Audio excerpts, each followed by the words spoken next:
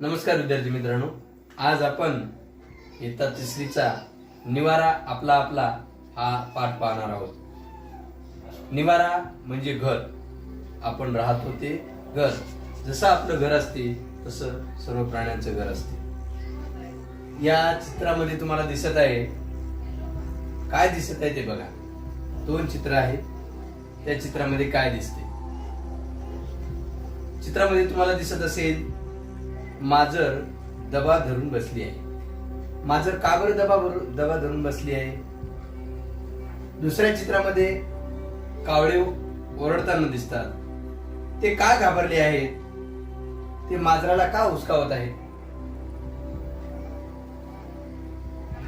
तर पक्षी घरटी कशासाठी बनवतात? याचं उत्तर तुम्ही द्यायचे। पक्षी घरटी कशासाठी बनवतात? कशासाठी बनवतात? ते घर त्यांच्या घरात राहण्यासाठी। साहजिकच घरात राहण्यासाठी अनेक गोष्टीसाठी घरट्याची आपल्याला आवश्यकता असते। बिळात कोणकोणते प्राणी राहतात? बिळात राहणारे प्राणी कोणते ते आपल्याला शोधायचे। आपण पाळलेले प्राणी ते कुठे राहतात? प्रत्येकाचं घरटा आपल्याला माहिती असणं आवश्यक आहे। ठीक आहे। तर घराची गरज कशासाठी? कडाक्याची थंडी, सोसाट्याचा वारा, रणरणते ऊन, मुसळधार पाऊस, या सगळ्यांचा आपल्याला त्रास होतो। हा त्रास होऊ नये म्हणून आपण घर बांधतो। घरात आपल्याला चोरीची भीती कमी वाटते।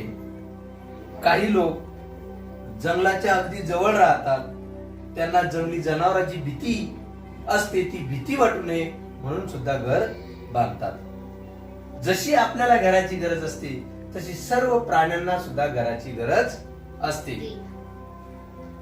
ते प्राणी स्वतःसाठी आपला निवारा तयार करतात, तर काही प्राणी स्वतः निवारा तयार करत नाही, तर दुसऱ्याच्या घरात जाऊन राहतात। निवारा म्हणजे काय? संकटापासून बरा बचाव करता येईल अशी सुरक्षित जागा म्हणजे निवारा। काही पक्षी स्वतः घरटी बांधतात, तर काही स्वतः घरटी बांधत नाही। पक्ष्याची घरटी तुम्ही पाहिली असेल। घरटी पक्षी स्वतः तयार करतात। अंडी खाणाऱ्या अनेक प्राण्यांच्या पक्ष्यांना, अंडी खाणारे काही प्राणी असतात, पक्ष्यांना त्यांच्यापासून भीती वाटते, म्हणून अंडी घालण्यासाठी त्यांना सुरक्षित ठिकाण म्हणजे घरटी। अंड्यापासून पिल्ले बाहेर येतात। पिल्ले खाणारे प्राणी असतात, स्वतःचे रक्षण करण्या इतकी ताकद पिल्लामध्ये नसते, घरट्या पिल्लांचे रक्षण केले जाते, म्हणून पक्षी घरटी बांधतात। घरटे बनवण्यासाठी पक्षी गवत, काड्या, सुतळी, कापूस, दोरीचे तुकडे इत्यादींचा उपयोग करतात। घरटी बनवण्यासाठी गवत, काड्या, सुतळी, कापूस, दोरी इत्यादींचा पक्षी उपयोग करतात।